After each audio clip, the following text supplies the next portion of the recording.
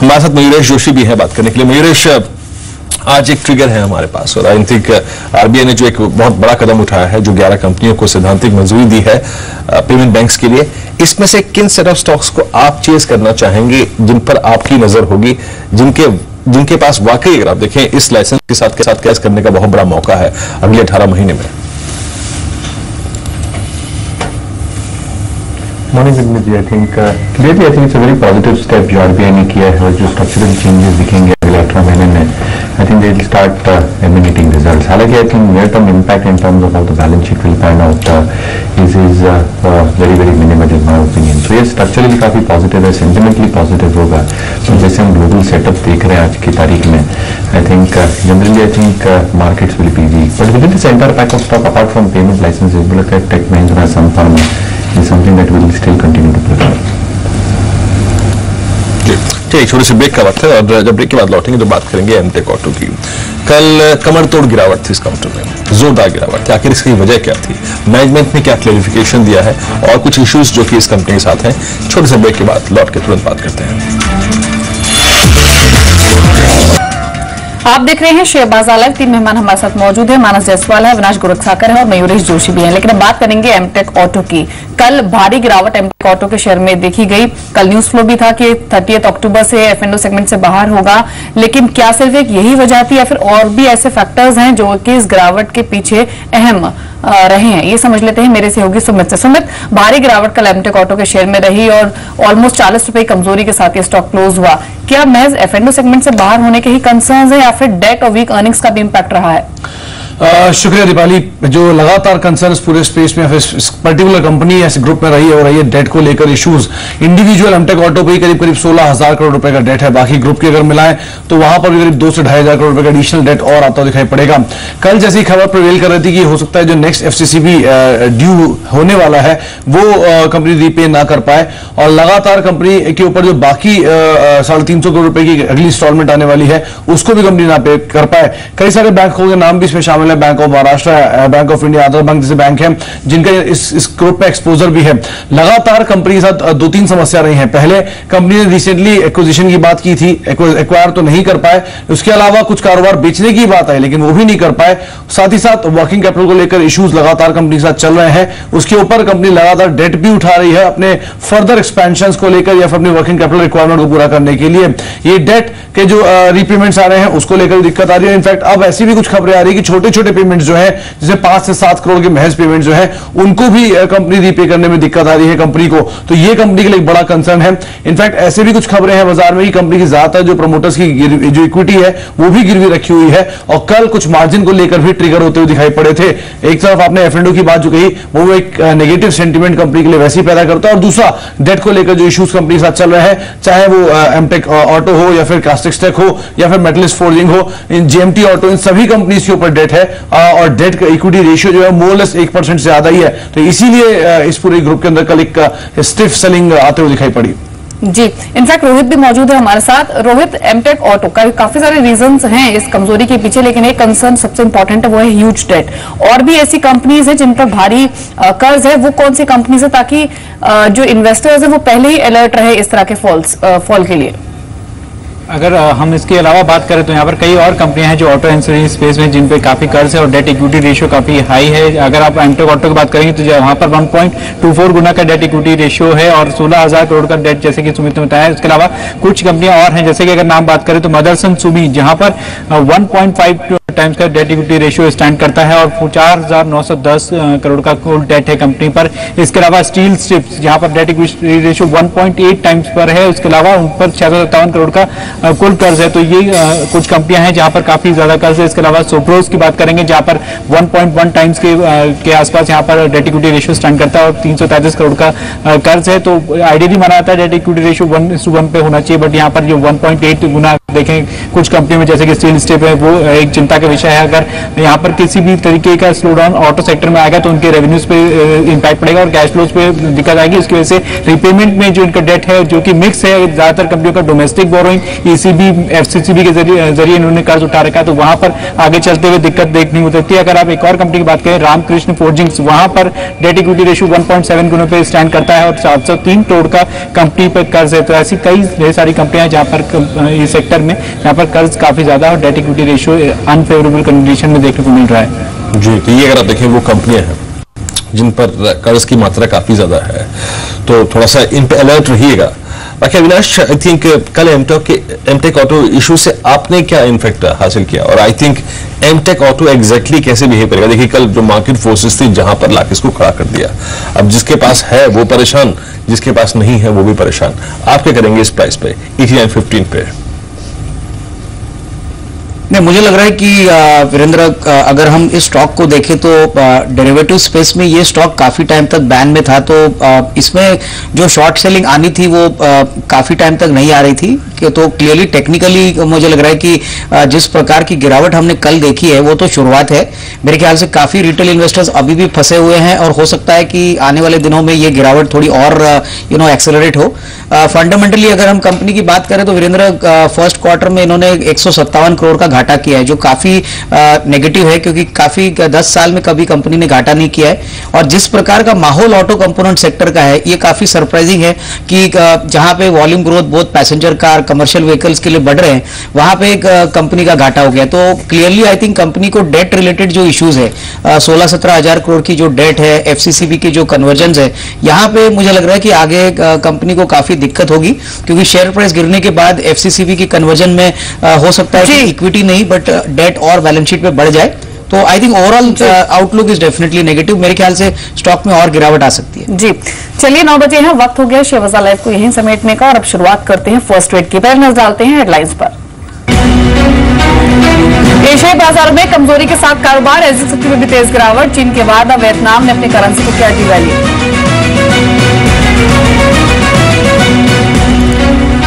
America में crude का stock बढ़ने से कच्चे तेल में जोरदार गिरावट। NYMEX पर क्रूड 4% से ज्यादा गिरकर $40 के करीब हुआ बंद। बैंक $47 के पास पहुंचा।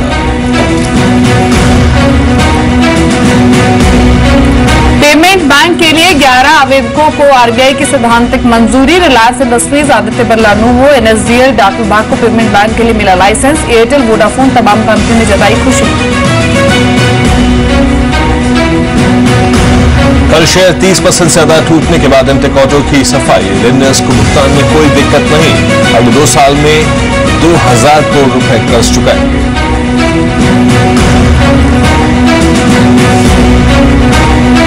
दलहन इंपोर्ट के लिए सरकार ने जारी किया बड़ा टेंडर। कनाडा से 16 दिसंबर तक 50,000 टन मटर का होगा इंपोर्ट।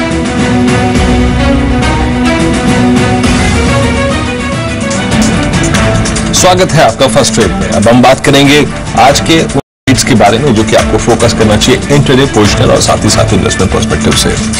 लेकिन पहले इंडिकेटिव एक्शन पर थोड़ा सा गौर फरमाते हैं। 100 अंकों पर निफ्टी करीब 8594, आई थिंक 8600 के बेहद नजदीक, लेकिन ये वास्तविकता से अगर आप देखें अभी थोड़ा दूर है, भटका हुआ है। बीपीएसएल आपको स्क्रीन पे 892 रुपए ऊपर, गेल लगभग 330 पर बिल्कुल फ्लैट कारोबार करता हुआ। एमएनएन 1370 के सेक्टर पे कारोबार कर रहा है। एनएनटी बैकफुट पे खड़ा है, 9 रुपए नीचे, लगभग 37 अंक इस वक्त सेंसेक्स ऊपर है। भारतीय एयरटेल 398 पे 15 रुपए ऊपर कारोबार करता हुआ। मारुति सुजुकी बिल्कुल फ्लैट अपने ट्रेडिंग करियर के ऑल टाइम हाई पर। रिलायंस लगभग 7 रुपए ऊपर, 962 के स्तर पे कारोबार करता हुआ। केन इंडिया बैकफुट पे है, लगभग 1.5 रुपए नीचे, 151 के स्तर पे कारोबार करता हुआ। उसके बाद टाटा मोटर्स लगभग 1.25 रुपए नीचे, 350 पे कारोबार कर रहा है। HDFC बैंक बिल्कुल फ्लैट 1082 के स्तर पे, और बजाज ऑटो बैकफुट पे 4 रुपए नीचे, मामूली गिरावट यहाँ पर है। ITC करीब 318-95 रुपए, अभी भी फ्लैट लेकिन 2 रुपए का इजाफा दिख रहा है। सिप्ला 698 के क्लस्टर पे। इस बीच फॉरेक्स मार्केट पर रुपए में मजबूती का रुख और लगभग 11 पैसे की मजबूती के साथ भारतीय रुपया खुला है। इस वक्त 65.27 के अगेंस्ट अगर आप देखें तो ऑलमोस्ट 65.17 पर, तो एक अच्छी ट्रैजेक्टरी में। और ये एक शायद अगर आप देखें तो एक बहुत एनकरेजिंग अगर आप देखें ओपनिंग है।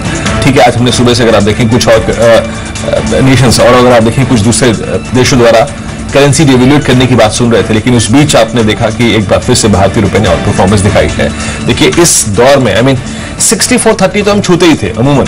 आप देखिए मार्च, अप्रैल, मई, जून, जुलाई में हम 6430 तो छूते ही थे। और अगर आप इस दौर में जब चाइना ने अपनी करेंसी को लगभग 4.5% डिवेल्यूएट किया, अगर आपने लगभग 1 रुपए की कमजोरी दिखा भी दी, तो still this is out performance. याद रखिए मिस्टर नैयर अभी हमारे साथ थे, आईटी विशेषज्ञ हैं, एक बड़ी आईटी कंपनी चलाते हैं, और उनका ये मानना था कि अभी भी भारतीय रुपया सबसे मजबूत परिस्थिति में है, सबसे मजबूत। तो एक स्ट्रांग ओपनिंग हुई है भारतीय रुपए की। यहाँ पे एक बार फिर से इन्हीं की डायरेक्शन लौटते हैं आपकी स्क्रीन पे। लगभग 14 अंकों पर निफ्टी, लगभग 31 अंकों पर सेंसेक्स। दीपाली जी, तो रुपए की अच्छी शुरुआत हुई है और इंडिकेटिव एक्शन में भी जो फिलहाल रिफ्लेक्शन मिल रहा है वो यही है कि हम जो हैंडओवर में रखते हैं इंटरनेशनल मार्केट्स को, उसके मुकाबले का आउट परफॉर्मेंस दिखा रहे हैं, पर कितना सस्टेनेबल होगा ये इंडिकेशन, ये देखना होगा। लेकिन अब मेरे तमाम सहयोगी मौजूद हैं बातचीत करने के लिए। साक्षी हैं, संदीप हैं, रजत भी मौजूद रहेंगे। शुरुआत कर लेते हैं आज की ट्रेडिंग पिक से। साक्षी मौजूद है बताने के लिए कुछ ट्रेडिंग आइडियाज। बताइए साक्षी। शुक्रिया दीपाली। आज की पहली ट्रेडिंग आइडियाज आशीष केलकर की तरफ से। यूनिकैम पर ये पॉजिटिव है और खरीदारी की सलाह दे रहे हैं। टारगेट बताया 300 का और स्टॉप लॉस बताया है 250 का। मान इंडस्ट्रीज पर भी इनका पॉजिटिव बायस है। टारगेट बताया 140 और स्टॉप लॉस बताया है 120 का।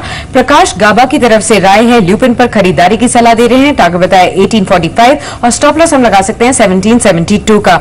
टाइटन कंपनी पर अगेन पॉजिटिव बायस। टारगेट बताया 348 और स्टॉप लॉस बताया है 335 का। आखिरी कॉल्स है राकेश बंसल की तरफ से। अपोलो हॉस्पिटल्स पर खरीदारी की राय है।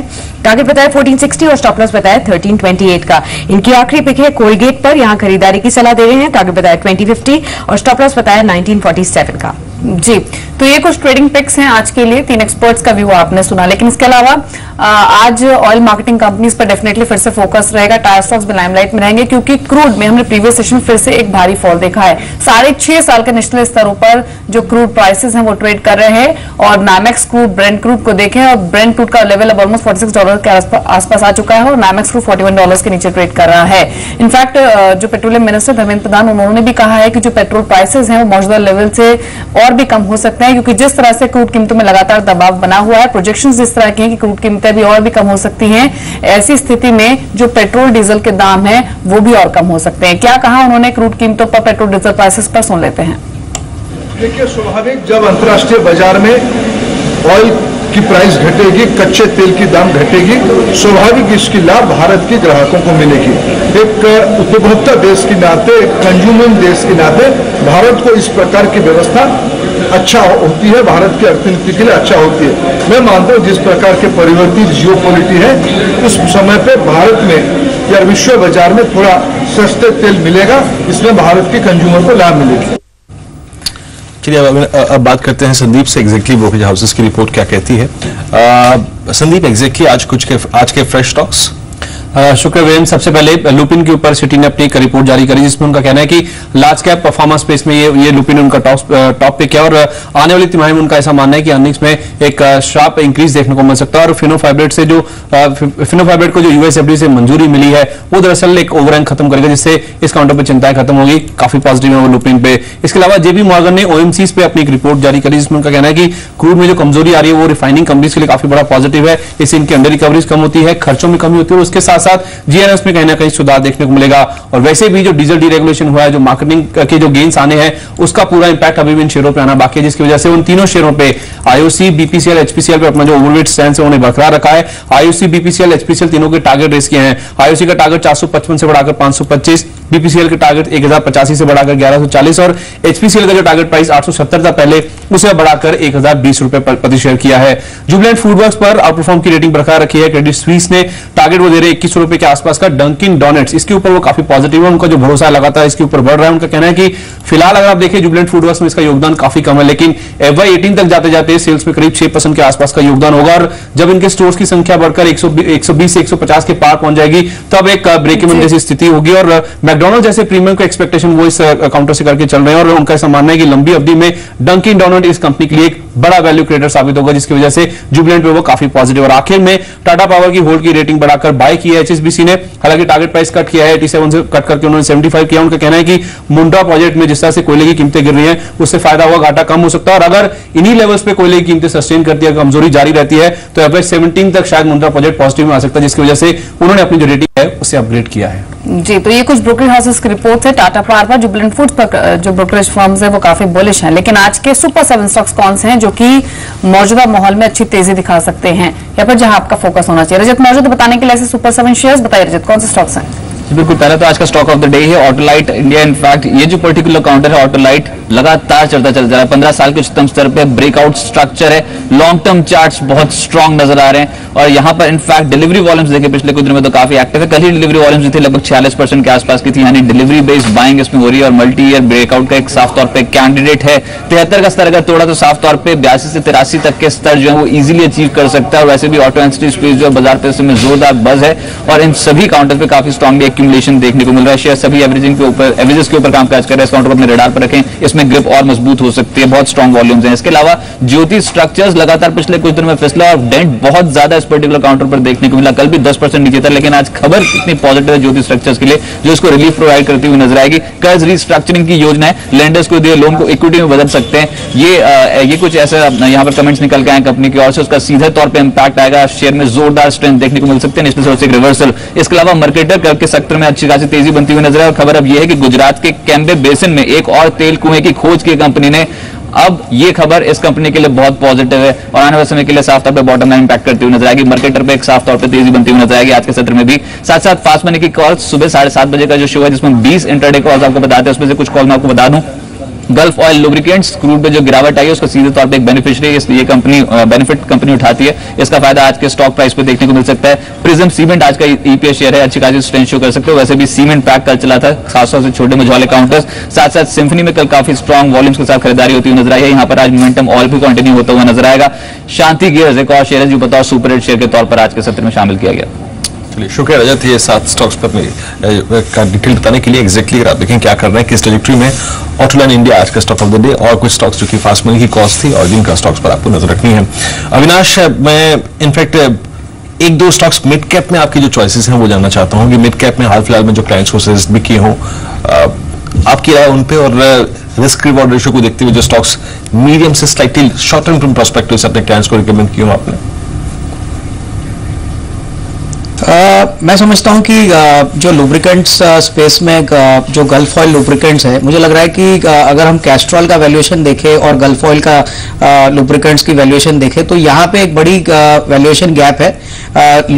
क्रूड का जो गिरावट आई है वीरेंद्र, मुझे लग रहा है कि बहुत अर्निंग्स के पॉइंट ऑफ व्यू से और पी के रीरेटिंग के पॉइंट ऑफ व्यू से आपको एक अच्छा बढ़त गल्फ ऑयल लुब्रिकेंट्स के शेयर में मिल सकता है। तो मुझे लग रहा है कि मिड कैप में ये एक अच्छा विकल्प हो सकता है अगर कोई नेक्स्ट 6 to 12 मंथ्स का भी व्यू ले तो क्लियरली इसमें हमने देखा है कि काफी बड़े एचएनआईज और इंस्टीट्यूशंस ऑलरेडी इन्वेस्टेड है और जिस प्रकार का क्रूड का प्राइस हुआ है मुझे लग रहा है कि आने वाले साल में क्रूड को लेके करीबन 15 से 20% का जो प्रॉफिट ग्रोथ है वो प्योरली क्रूड के फॉल से ही आएगा। प्लस इनकी ब्रांड वैल्यू अच्छी है, इनका नेटवर्क अच्छा है, तो मेरे ख्याल से यहाँ पे even at the current levels risk reward काफी अच्छा बैठता है। जी मानस, कल जेपी समूह के शेयरों में अच्छी तेजी थी, फिर चाहे वो जेपी एसोसिएट्स हो, जेपी इंफ्रा हो, जेपी पावर हो, एक स्ट्रॉन्ग स्पॉट के साथ इन सभी तीनों ही स्टॉक्स क्लोज हुए हैं। हाल ही में काफी बीट एंड डाउन हो भी चुके हैं। अभी टेक्निकल पर्सपेक्टिव से अप्रोच में कोई चेंज आया है आपके कल के मूव के बाद? आज के लिए कोई स्ट्रैटेजी आप रेकमेंड करना चाहेंगे? देखिए, ऐसे मूव तो जब stock lower top lower bottom बनाता है तो एक गिरावट के बाद आते रहते हैं। करीब 6-7 दिनों के ट्रेडिंग सेशंस, गिरावट के ट्रेडिंग सेशंस के बाद हमने कल एक बाउंस बैक देखा, बट फिर भी मैं समझता हूँ कि यहाँ पर अभी कोई अपॉर्चुनिटी नहीं है। वो ठीक है कि यहाँ पर अगर 50 लाख पैसे के लिए प्ले करना होता है तो वो that is a different thing, but जहां तक बात ट्रेंड की है, मैं समझता हूँ जब तक स्टॉक 12 रुपये 50 पैसे के स्तर ना ब्रेक कर ले, उसके ऊपर क्लोज ना हो जाए, यहाँ पर कोई ट्रेडिंग कॉल नहीं लेनी चाहिए। और अगर वो लेवल्स ब्रेक होंगे तो उस टाइम पे आप उम्मीद कर सकते हैं कि वहां से 4 से 5 रुपए का मूव मिलेगा, बट उससे पहले मैं नहीं समझता यहाँ पर कोई भी लॉन्ग बनाने चाहिए। जी अविनाश, एमटेक ऑटो पर आपसे बातचीत नहीं हुई, इसलिए मैं आपकी राय भी जानना चाहती हूँ। कल 30% टूटा ये शेयर, मैनेजमेंट की ओर से स्टेटमेंट आया भी है कि यहाँ अगले 2 साल में 2000 करोड़ तक का कर्ज वो कम करेंगे, लेकिन सेंटिमेंट्स वीक हैं। तो ऐसे माहौल में अप्रोच एमटेक ऑटो पर क्या होनी चाहिए, और साथ ही साथ और भी दूसरी ऐसी कंपनीज ऑटो एंसिलरी स्पेस में जिनके साथ भारी कर्ज की समस्या है, जेएमटी ऑटो उनमें से एक है, तो इन सभी स्टॉक्स पर अभी रणनीति क्या बनानी चाहिए? नहीं दीपाली, जैसे मैंने पहले कहा कि करीबन ओवरऑल डेट अगर हम कंसोलिडेटेड लेवल पे देखें एमटेक ऑटो की तो काफी बड़ी है, करीबन 16-17 हजार करोड़ की डेट है। तो ये बात अच्छी है कि कंपनी कोशिश कर रही है कि अगले 2 साल में वो 2000 करोड़ की डेट रिपे करेगी। लेकिन जो बड़ा मुद्दा है वो अर्निंग्स को लेके है। कंपनी ने पहले क्वार्टर में काफी बड़ा घाटा 157 करोड़ का रिकॉर्ड किया है, और जब तक अर्निंग्स में कोई रिकवरी देखने को नहीं मिलेगी तब तक मुझे लग रहा है कि ये जो डेट रिपेमेंट का जो शेड्यूल है कंपनी का वो मेरे ख्याल से काफी दिक्कत वाला हो सकता है। एफसीसीबी का भी कन्वर्जन पेंडिंग है कास्टेक टेक्नोलॉजीज में। हमने देखा है कि कास्टेक टेक्नोलॉजीज भी लास्ट 1 महीने में काफी बुरी तरह से स्टॉक पिट गया है। तो हो सकता है कि शॉर्ट टर्म में ये जो गिरावट है ये सारी एमटेक कंपनीज में लगातार रहे। इनफैक्ट कल एमटेक ऑटो की जो गिरावट हमने देखी वो लास्ट आधे घंटे में आई है। तो मेरे ख्याल से काफी रिटेल इन्वेस्टर्स अभी भी मौजूद है जो अभी भी इस स्टॉक में अटके हुए हैं, तो सेलिंग डेफिनेटली आ सकती है।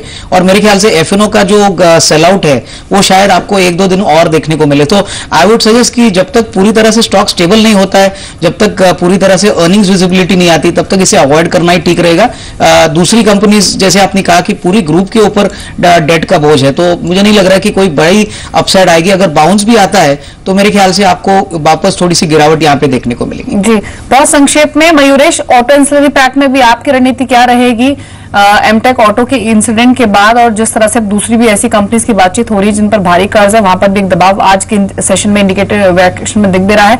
तो अभी आपकी अप्रोच पूरे ऑटो एंसिलरी पैक पर क्या है? आई थिंक एक स्टॉक स्पेसिफिक अप्रोच लेंगे हम ऑटो एंसिलरी स्पेस में। I think will stay away from leverage companies. Having said that, I think MM Forgings is something that we are liking on declines. जैसे इनके नतीजे आए थे encouraging थे, और आगे जाते हुए कैपेसिटी बढ़ा रहे हैं, एक्सपोर्ट मार्केट्स को केटर करते हैं। टॉप लाइन में 72% कंट्रीब्यूशन कम्स फ्रॉम एक्सपोर्ट्स। अमेरिकी मार्केट्स में हम देख रहे हैं कि MHCV सेगमेंट है shown a very good volume growth, और रिकवरी भी काफी अच्छी लग रही है। तो अर्निंग्स में 15.5% की एक कैगर बेसिस पे हम ग्रोथ देख रहे हैं टॉप लाइन में। मार्जिन सस्टेन, हम बॉटम लाइन में एक इक्वल अमाउंट ऑफ ग्रोथ आ सकती है। वैल्यूएशन भी बहुत महंगी नहीं है, तो डिक्लाइंस पे MM Forgings जी, लेकिन इंडिकेटिव एक्शन में ज्यादातर ऑटो एंसिलरी स्टॉक्स दबाव में है। एमटेक ऑटो 10% नीचे ट्रेड कर रहा है 80 के लेवल्स पर। कास्टेक टेक्नोलॉजी 5% नीचे है। जेएमटी ऑटो में भी 5% की वीकनेस अभी देखी जा रही है। मेटलिस्ट फोर्जिंग करीब 3.5% नीचे 7950 के लेवल्स पर है।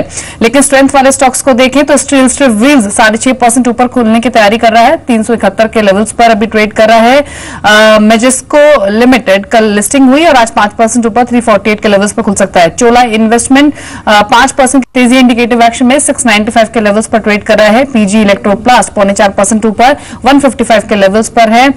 वेल्सपर एंटरप्राइजेस तेज है, 3.5% की बढ़त देखी जा रही है, 60 के लेवल्स पर है।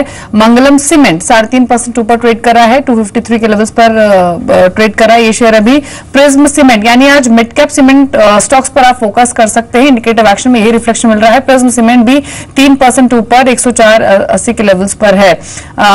टेक महिंद्रा 2.5% से ज्यादा की बढ़त दिखा रहा है, 575 के लेवल्स पर कामकाज कर रहा है। मंगलम ड्रग्स कंसिस्टेंट मूवर है ये शेयर भी, आज फिर से अच्छी शुरुआत हो सकती है, 2.5% ऊपर है।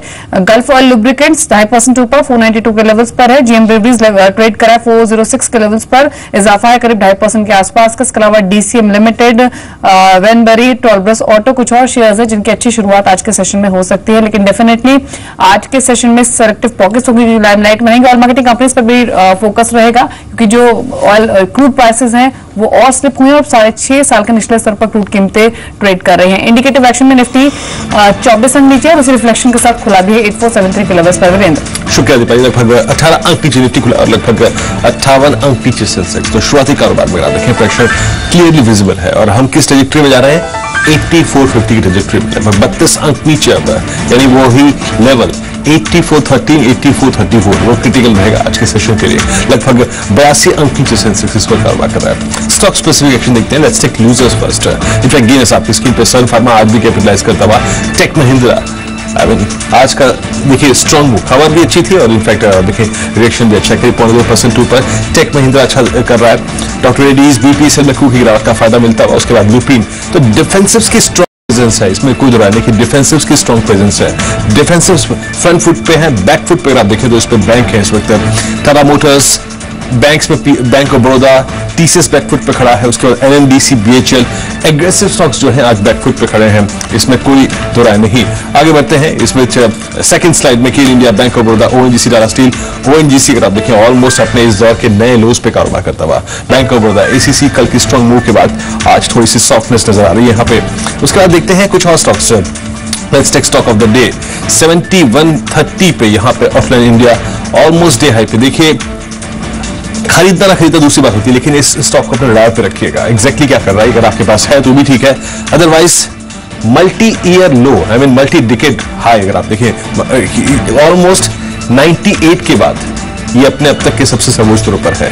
तो ऐसे ब्रेकआउट्स बहुत कम विजिबल होते हैं और उसी ट्रेजेक्टरी में चल रहा है। काउंटर अब लगभग 3.5% ऊपर 71-55 के स्तर पे। एक्यूमुलेशन जोन अभी भी आप देखिए, इनफैक्ट सबसे क्रिटिकल क्या है कि इसने 71 को काटा है, 72 अब, और मेरे ख्याल से सबसे महत्वपूर्ण लेवल रहेगा वो है 73-30। एग्जैक्टली 73-30 की ट्रेजेक्टरी में ये क्या करता है, कैसा बिहेवियर होगा इसका। आगे बढ़ते हैं, ऑटोलाइफ को एक बार फिर से देखेंगे, इट्स डूइंग वेल।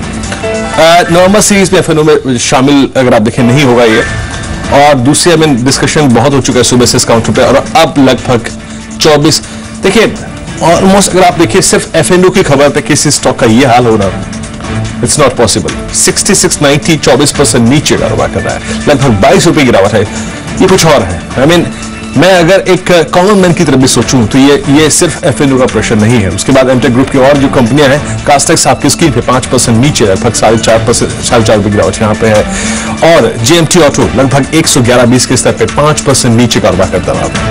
तो सारी की सारी समूह कंपनियां जो है इस वक्त लोअर फीस की तरफ बढ़ती हुई, और क्योंकि वहां पे एमटेक डेरिवेटिव्स का पारा भी है तो उस पर कोई सर्किट नहीं है। बाकी अगर आप देखें बैंकिंग आपकी स्क्रीन पे क्लियरली अगर आप देखें प्रेशर, यूनियन बैंक, उसके बाद Karnataka bank, ICICI bank, bank of Baroda, Indian overseas bank, civil pressure अगर आप देखें बैंकिंग में नजर आ रहा है। तो ये मार्केट्स के लिए बहुत अच्छे सर्कमस्टेंसेज नहीं है। मैं कुछ देर में एक बार दो चीज देखूंगा, सीएनएक्स आईटी और बैंक निफ्टी देखना चाहूंगा। कैनरा बैंक, पीएनबी, देना बैंक, यस बैंक, वैसे बैंक और इलाहाबाद बैंक, सभी काउंटर्स अगर आप देखें बैकफुट पे खड़े हैं, no strength whatsoever. 11 bank payment bank जो लाइसेंस मिले हैं उसमें सिद्धांतिक रूप से अगर आप देखें तो एवी लोग 38 रुपए ऊपर। रिलायंस को कुछ ऐसी खबर चाहिए जो मेरे को नहीं मालूम कि वो क्या खबर होगी जो रिलायंस को चलाएगी, लेकिन रिलायंस चलने को तैयार नहीं है आज। चोला इन्वेस्टमेंट, टेक महिंद्रा, भारतीय एचएल, ये सभी स्टॉक्स पर आप देखिए इस खबर का रिएक्शन विजिबल है। सेकंड स्लाइड देखते हैं, इसके बाद stocks and news. Pledging corporation, PVR, jet airways, Mercator, यूथी स्ट्रक्चर्स हालांकि बैकफुट पे खड़ा है 12.50 के स्तर पे। ये आज के अगर आप देखिए खबर वाले स्टॉक्स हैं। आगे बढ़ पीवीआर पे नजर रखिएगा, इट्स हेडिंग टुवर्ड्स 900, और क्रूड इंपैक्ट एचपीसीएल 9 रुपए ऊपर, बीपीसीएल 16 रुपए ऊपर, आईओसी लगभग 3 रुपए ऊपर कारोबार करता हुआ। रिलायंस और केल इंडिया बैकफुट पे खड़े हैं यहाँ पर, और क्यों ना हो क्योंकि क्रूड अब इस ट्रेजेक्टरी में आ चुका है ऑलमोस्ट $40 पर बैरल के स्तर पे। क्रूड इंपैक्ट से आगे बढ़ते हैं, कुछ और स्टॉक्स को देखते हैं। आईटी शेयर का हाल क्या है यहाँ पे, देखिए आईटी आज बैकफुट पे खड़ा है, लेकिन टीसीएस 38 रुपए नीचे, इन्फोसिस, एक्सेल टेक्नोलॉजीज। क्या विषय हो सकता है, देखिए रुपए की आज स्ट्रॉन्ग ओपनिंग हुई है और रुपए ने एक सिग्नल दिया है कि मुझे आप वीक करेंसीज के सेट ऑफ में मत रखिए, कि ग्रुप में मत रखिए। आज जो शुरुआती कारोबार लगभग 12 पैसे का पुल बैक है। हालांकि एक टेक महिंद्रा पर अगर आप देखें तो आई थिंक पेमेंट बैंक का लाइसेंस मिलना, सैद्धांतिक एक लाइसेंस मिलना, वो खबर रिएक्शन दे रही है, अदरवाइज रेस्ट ऑफ आईटी अच्छा नहीं है इस वक्त। आगे बढ़ते हैं आईटी शेयरों के बाद यहाँ पर सीएनएक्स आईटी देखिए प्रेशर है यहाँ पर एग्जैक्टली क्योंकि बाकी सारे स्टॉक टेक महिंद्रा को छोड़ के नीचे आ रहे हैं, तो वहां पे 46 अंकों की गिरावट। उसके बाद जरा बैंक निफ्टी देखते हैं एग्जैक्टली बैंक निफ्टी क्या कर रहा है। बैंक निफ्टी किस ट्रेजेक्टरी में है आपकी स्क्रीन पर आएगा। इनफैक्ट फार्मा शेयर को देख लेता हूं उससे पहले। ल्यूपिन, डॉक्टर रेड्डीज, सन फार्मा अच्छा कर रहे हैं, वहां अच्छा कर रहा है। दिवीज लैब बैकफुट पे खड़ा है करीब 24 रुपए नीचे, 2392 के स्तर पे। अदरवाइज अगर आप देखें तो यहाँ पर rest of pharma is doing well. Mid cap pharma पे जब मैं जाऊंगा और बात करूंगा, लेकिन फर्स्ट रेट में ओम मेटल्स, स्टील स्टिप्स, विल, बेजेस्को, यूनिकैम लैब, कैमलिन फायर, इन सभी काउंटर्स में अच्छी खासी स्ट्रेंथ है। तो बाजार देखिए अभी भी स्मॉल कैप में, मिड कैप में प्रेजेंस ठीक ठाक है तेजी की, लेकिन जो लार्ज कैप्स है वो बहुत अच्छे विजिबल नहीं है, वहां विजिबिलिटी नहीं है। 18,644 बैंक निफ्टी कमजोर और 17 अंक के नीचे 8477। क्या क्रिटिकल रहेगा 8450, इसके लिए 18,547। इस ओपनिंग पर आया आपकी मानस।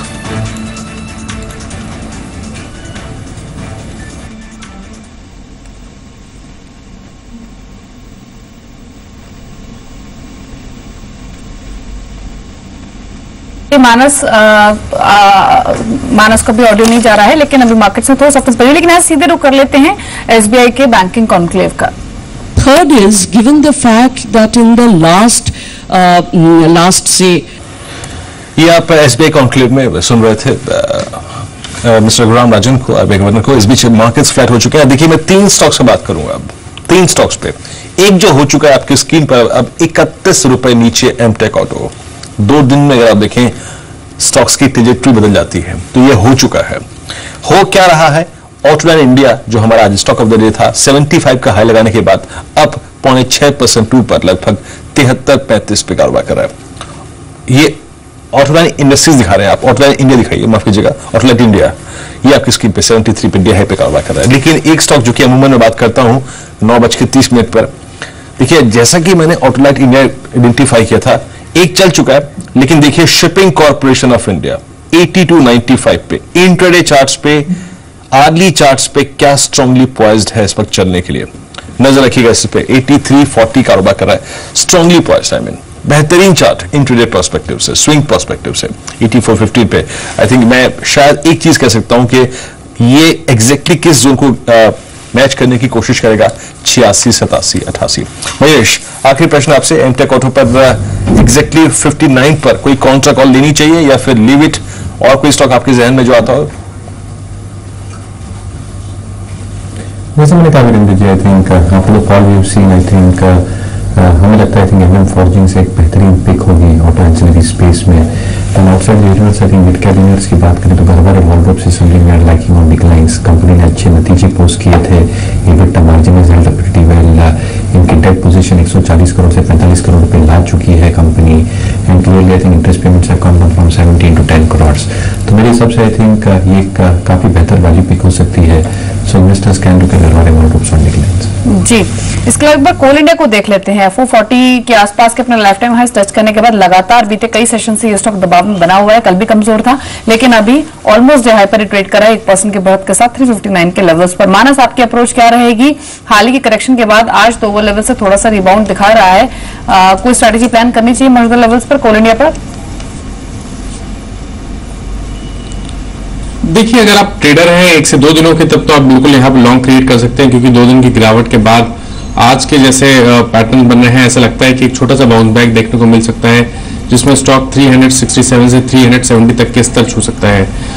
तो अगर आप 1 से 2 दिनों के लिए बाय करना चाहते हैं तो 354 का स्टॉप लॉस रखें। बट जब हम ट्रेंड की बात करते हैं, तब तो मैं समझता हूँ कि ये ट्रेंड नेगेटिव है, लोअर टॉप लोअर बॉटम्स दिखते हैं, तो हाई लेवल पे एग्जिट करने की सलाह रहेगी। जी, और कुछ स्टॉक्स को देखते हैं एग्जैक्टली अगर आप देखें जो अच्छा कर रहा है। बीपीसी आज कैपिटलाइज करता हुआ 21 रुपए ऊपर, लगभग 2.5% की तेजी एक कारोबार कर रहा है। भारतीय टेल करीब 7 रुपए ऊपर है। तो जहां पे खबरें हैं वहां पे अगर आप देखें असर है। डॉक्टर रिलीज 63 रुपए के इजाफे के साथ कारोबार कर रहा है, यहाँ पे अच्छा मूव है। ल्यूपी इज डूइंग वेल, ये भी अगर आप देखें डे हाई पे कारोबार करता हुआ। एक्सन फार्मा में तेजी है और टेक महिंद्रा। मैं थोड़ा सा मिड कैप में चलता हूं, एग्जैक्टली मिड कैप में क्या हो रहा है। मिड कैप और स्मॉल कैप का अगर आप एक ब्लेंडेड वर्जन देखें, जिन स्टॉक्स में आज तेजी है, जिन स्टॉक्स में आज उछाल है। पहले इनफैक्ट एक स्टॉक देखिए आप, मैं थोड़ा सा जो छोटे स्टॉक्स होते हैं 15, 20, 25, 45 रुपए वाले काउंटर्स, उनको देखना चाहूंगा एग्जैक्टली वो क्या कर रहे हैं आज। एक आप देखिए थोड़ा लो वॉल्यूम स्टॉक है, लेकिन वर्धमान होल्डिंग्स ये लगभग 8.5% ऊपर कारोबार कर रहा है, लगभग 94 रुपए की तेजी के साथ है। यहां पर तेजी है। स्टील स्टिप्स व्हील, इसको देखिए, ये काउंटर ऑलमोस्ट डी हाई पे कारोबार कर रहा है, अच्छा मूव लेके। डेल्टा कॉर्प बहुत दिनों बाद अगर आप देखें तो यहाँ पे स्टील स्टिप्स आपकी स्क्रीन पर अच्छा करता हुआ। और एक और स्टॉक देखिए ऑटोलाइट इंडस्ट्रीज, यहाँ पे शामिल कर लिया है मैंने, तो उसको बात नहीं करूंगा। और मेजेस्को को देखिए आज करीब 5% ऊपर 348 के क्लस्टर पे कारोबार कर रहा है मेजेस्को। और एक यूनिक एमलॉग, ये करीब 6% ऊपर, लगभग डे हाई पर ही कारोबार कर रहा है, तो अच्छा मूव यहां पर है। मेजेस्को तेजी में है। और उसके बाद देखिए आप एक और काउंटर जिसमें तेजी है, अंसल प्रॉपर्टीज, ये करीब 4.5% ऊपर 1895 के स्तर पे ये कारोबार करता हुआ। और कुछ काउंटर्स जो कि छोटे स्टॉक्स में आज तेजी दिखा रहे हैं, उसमें आप मोहित इंडस्ट्रीज को देख लीजिए, यहां पर थोड़ी तेजी देखने को मिल रही है। और एक श्याम टेलीकॉम लगभग 4.25% ऊपर कारोबार कर रहा है। लेकिन मेरी नजर बार बार अगर आप देखें उसी स्टॉक पे जा रही है। Let's take shipping corporation of India. न जाने क्यों, इनफैक्ट जो वॉल्यूम्स है, और इनफैक्ट मैं जिस इंडिकेटर का जिक्र बार बार करता हूं, on balance volumes, risk reward ratio, जरा प्लीज एक बार आप इसके ईयरली चार्ट्स दिखाइए जरा। Shipping corporation of India exactly हो क्या रहा है अगर आप देखिए इस बार नतीजे काफी अच्छे खासे थे। मेरी आज से लगभग मेरे ख्याल से दीपाली 4 दिन पहले मैनेजमेंट से बात हुई थी क्लोजिंग में, उन्होंने कहा कि टॉप लाइन बहुत सुधरे इस बात के चांसेस नहीं है, लेकिन चांसेस इस बात के हैं कि हम अपनी कॉस्ट कटिंग के जरिए शायद अपना जो बॉटम लाइन है और जो हमारे मार्जिन से उनको स्ट्रॉन्ग कर सकते हैं। तो स्कोप बहुत बताया उन्होंने। शिपिंग कॉर्पोरेशन ऑफ इंडिया 8455 पे नजर रखिएगा, आई think it's doing something well. ये बहुत अच्छा कर रहा है और चार्टिगरी बहुत अच्छा है, डे हाई पे ऑलमोस्ट कारोबार कर रहा है। शिपिंग कॉर्पोरेशन ऑफ इंडिया पे मेरी इनफैक्ट आज इस पूरे रेस्ट ऑफ द डे के लिए नजर होगी दीपाली। बिल्कुल, इनफैक्ट क्वार्टर में अर्निंग्स भी काफी स्ट्रांग रही थी शिपिंग कॉर्पोरेशन ऑफ इंडिया के, और ये भी स्टॉक एक ऐसा जो कि कंसिस्टेंट परफॉर्मर रहा है बीते कुछ मंथ्स में। 8460 के लेवल्स पर ट्रेड कर रहा है और बहुत इस बीच एक बार मिड कैप सीमेंट स्टॉक्स को देख लेते हैं। हिडलबर्ग सीमेंट का बिहेवियर कैसा है, 4.5% की मजबूती लेकर इनफैक्ट इंडिकेटिव एक्शन में दूसरे मिड कैप सीमेंट स्टॉक्स जैसे प्रिज्म सीमेंट हुआ, मंगलम सीमेंट हुआ, वहां पर ही मोमेंटम दिख रहा था, इसलिए हिडलबर्ग सीमेंट के साथ साथ उन शेयरों को भी देख लेते हैं भी कैसा रिफ्लेक्शन है। प्रिज्म सीमेंट 3.25% ऊपर ट्रेड कर रहा है 104 के लेवल्स पर। मंगलम सीमेंट फ्लैट है लेकिन बायस पॉजिटिव है, 246 का लेवल देखा जा रहा है। इंडिया सीमेंट को भी देख लेते हैं इन सभी शेयरों के साथ साथ वहां पर क्या रिफ्लेक्शन है, लेकिन अभी दबाव में है, फ्लैट विद नेगेटिव बायस 84 के लेवल्स पर इंडिया सीमेंट ट्रेड कर रहा है। एसीसी कल अच्छा चला था लेकिन अभी थोड़ी सी प्रॉफिट बुकिंग हावी है, 1% नीचे 1434 के लेवल्स पर कामकाज कर रहा है। अंबुजा सीमेंट भी डीलों पर है, लेकिन हिडलबर्ग सीमेंट एक अच्छी स्ट्रेंथ लेकर अभी ट्रेड कर रहा है, 4.5% से ज्यादा की बढ़त तो शेयर में बनी हुई है। मयूरेश, शुक्रिया आपका भी और मानस आपका भी शुक्रिया शामिल होने के लिए शो में, सभी स्टॉक्स पर अपने कमेंट्स रखने के लिए। इस बीच एक और मेहमान हमारे साथ मौजूद है, उनसे हम बातचीत कर